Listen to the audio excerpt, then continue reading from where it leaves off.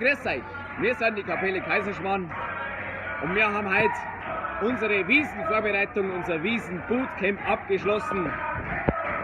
Wir haben auf dem Gaibundfest heute den ganzen Abend im Festzeit Greinl gespielt und so schaut die Kapelle aus nach einem ganzen Abend voller Musik. Es ist unfassbar. 40 Grad im Bierzeit, der Hans schwitzt wie ein Ochs, Brigitta muss rehydrieren. So haben wir uns vorbereitet. Wir haben keine Mühen gescheut und haben auch im Gaibundfest das geschafft, was wir in der Wiesen erreichen wollen, nämlich ein wunderbar leeres Bierzeit. Wir sind die Kapelle Kaiserschmarrn und da sind wir daheim.